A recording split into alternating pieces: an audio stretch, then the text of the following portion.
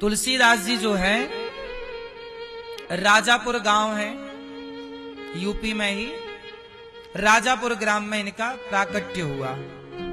माँ बाप चल बसे, अनाथ हो गए, पढ़ लिख कर काशी में विद्वान होकर लौटे। समाज के लोगों ने बड़ा सम्मान किया। कुछ समय बाद इनका विवाह हुआ रत्नावली से। तुलसीदास जी का विवाह हो गया। पढ़ लिख के आए ना, विद्वान हो गए, थोड़ा काम धाम करने लग गए, पैसे भी कमाने लग गए। तुलसीदास जी पत्नी के साथ रहने लग गए। विवाह हुआ। तुलसीदास जी के पिताजी का नाम था आत्माराम दुबे, माता का नाम था श्रीमती हुलसी। हुलसी के पुत्र तुलसी। इनकी पत्नी है रत्नावली, रत्नावती भी कहते हैं, रत्नावली भी कहते हैं।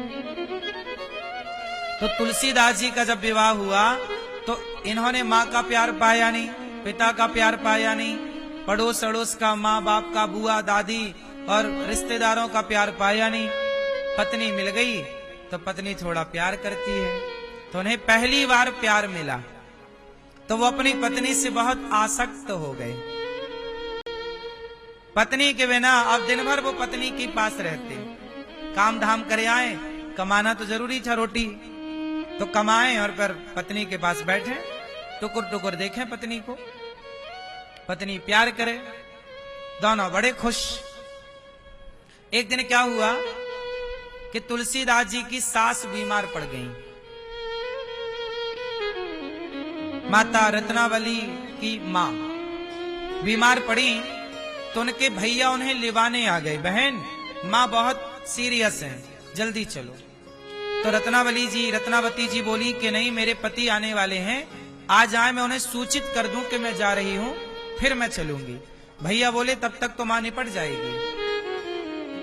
तो रत्नावती जी ने अपने पड़ोसन से कहा कि बहन, हमारे पति आए तो बताना कि हमारे भैया आए थे, हमारी माँ बीमार हैं, तो अचानक जाना पड़ा, हमने भोजन बना के रख दिया है, आए तो ये चाबी है, ये दे देना और वो खा लें, और उनसे कहना कि मैं कल ही वापस आ जाऊंगी, माँ से मिल करके हाल चाल देख करके कल ही मैं वापस आ जाऊंगी।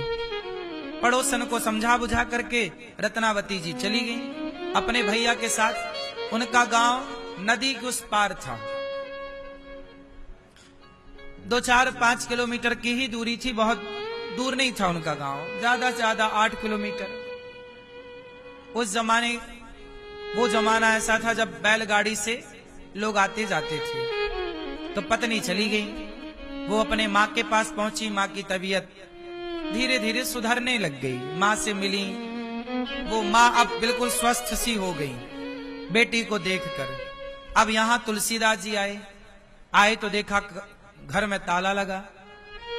तब पड़ोसन आए, तुलसी यहाँ आओ, वो देखो तुम्हारी पत्नी कल आ जाएगी, भैया लेवाने आ गया, तुम्हारी सास की तबीयत अचानक बिगड़ गई तो वो मायके चली गई है, कल आ जाएगी बोल के गई है, वहां तुम्हारे लिए भोजन बना के रख कर गई है, तुम जल्दी भोजन कर लो। तुलसीदास जी बोले कोई बात नहीं, कल आ ही जाएगी, कोई बात नहीं। ताला खोला, भोजन बना के रखे। भोजन को देखकर तुलसीदास जी बोले वाह, मेरी पत्नी कितनी अच्छी है, देखो मेरे लिए भोजन बना के गई, अब बढ़िया भोजन कर रहे हैं। शाम हो गई, शाम से फिर रात हुई। तो जब रात हुई तो तुलसीदास जी करवट बदलने लग गए। पत्नी की याद आने लग गई कि देखो कल तक तो मेरे साथ थी, हम दोनों साथ में बात कर रहे थे, अब ये रात कैसे कटेगी पत्नी के बिना, जबकि एक ही रात की बात थी, कल आ जाएगी। तुलसीदास जी बोले कल तो आ ही जाएगी, कोई बात नहीं। सोते हैं पर उन्हें नींद ही नहीं आ रही है, इस करवट से उस करवट, उस करवट से उस करवट। रात के 10 बज गए, नींद नहीं आई। तुलसीदास जी को लगा कोई बात नहीं, मेरी पत्नी कल तो आ ही जाएगी, लेकिन एक काम करो ना, मैं ही चलूं, कल लेवा लाऊंगा। वो भी मेरे बिना कैसे रह रही होगी, पता नहीं उसे भी नींद आ रही होगी कि नहीं।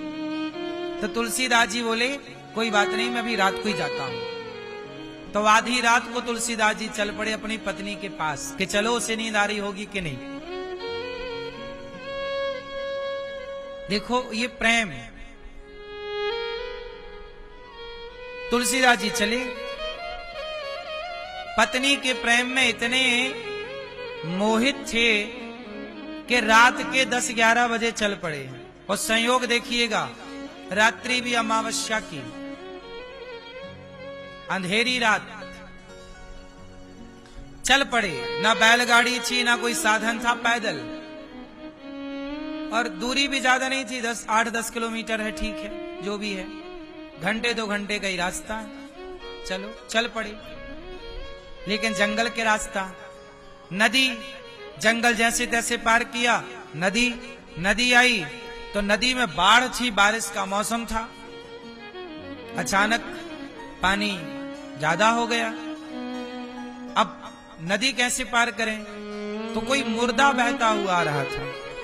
उस मुर्दे को पकड़ लिया नाव समझकर। मुर्दे को पकड़ के तुलसीदास जी पार हो गए। मुर्दा, देखो, पत्नी की याद, ध्यान किसका है? पत्नी का। और जब पत्नी की याद में तुलसीदास जी चले, पत्नी के घर पहुंचे, लेकिन रात को सब सो रहे थे। तुलसीदास जी को लगा कि यदि सास को जगाते हैं, तबीयत खराब है, कहीं टैना हो जाए, आधी रात को जगाएं, मरू ना जाए सास, तो सास को जगाना सही नहीं है। तो घर के पीछे की तरफ पत्नी के कमरे की तरफ गए। पत्नी का कमरा थोड़ा ऊपर था। संयोग देखिए कि उस समय पत्नी के कमरे में सांप घुस रहा था। रत्नावती के कमरे में कौन घुस रहा है? रात के बारिश का टाइम। सांप बिच्छू तो बहुत होते हैं, गांव में तो पहले, आज भी बहुत होती है। तो सांप घुस रहा था। तुलसीदास जी को लगा, वाह, मैंने कहा था ना मुझे नींद नहीं आ रही है, मेरी पत्नी को भी नींद नहीं आ रही है, देखो मेरे लिए रस्सी डाल रखा है। तुलसीदास जी ने सांप को रस्सी मान लिया और सांप की पूंछ पकड़ के चढ़ने लग गए।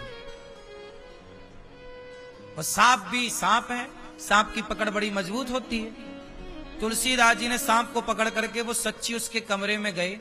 और जब कमरे में गए तो आवाज लगा रहे, रत्नावली खिड़की खोलो, रत्नावली। रत्नावली डर गई, कौन है? दीपक जलाया, देखा तो तुलसीदास जी। स्वामी आप, आधी रात को तुम्हें नींद आ गई? हाँ, मैं तो सो रही थी। अरे तेरे बिना हमें नींद नहीं आई। तो आप यहां कैसे आ गए कमरे में? तूने रस्सी डाल रखी थी। रस्सी कहां? देखा दीपक के प्रकाश से वो सांप था, और डंडे से फिर बाहर किया उसको। ये तो सांप है।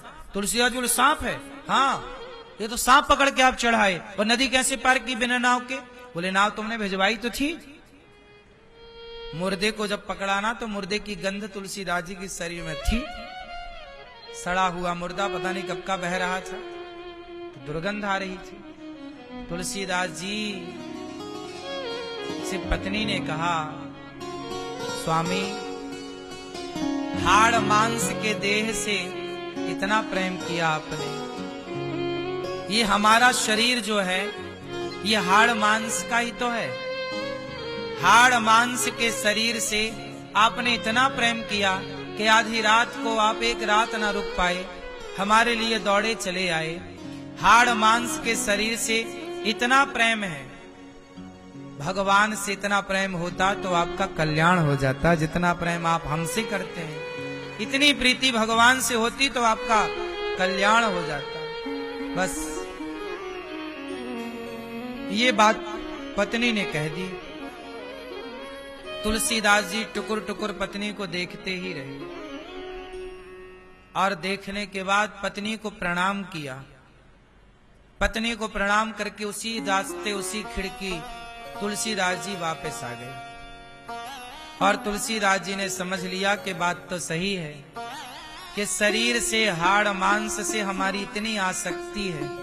इतनी आसक्ति यदि भगवान के चरणों से हो जाए तो हमारा कल्याण हो जाए, हमारा उद्धार हो जाए। जीवन की सार्थकता यही है। तुलसीदास जी वापस आ गए और फिर अपनी पत्नी से फिर नहीं मिले। देखो वैराग्य किसे कहते हैं। पत्नी भी कोई बात कहे तो कई बार पत्नी नहीं, पत्नी के मुख से मां सरस्वती कुछ कहलाना चाहती हैं। इसलिए आप लोगों के लिए मैसेज है तुलसीदास जी की इस कथा से कि जितना प्रेम हम लोग शरीर से करते हैं, शारीरिक अटैचमेंट हम लोगों का जितना है, इतना अटैचमेंट काश भगवान से हो जाए तो हम सबकी नैया पार हो जाए। पर बुढ़ापे तक हम लोग वासनाओं से, विषयों से मन को हटा नहीं पाते। वही तुलसीदास जी सारे भारत का भ्रमण करते हैं और फिर रामचरितमानस की रचना करते हैं।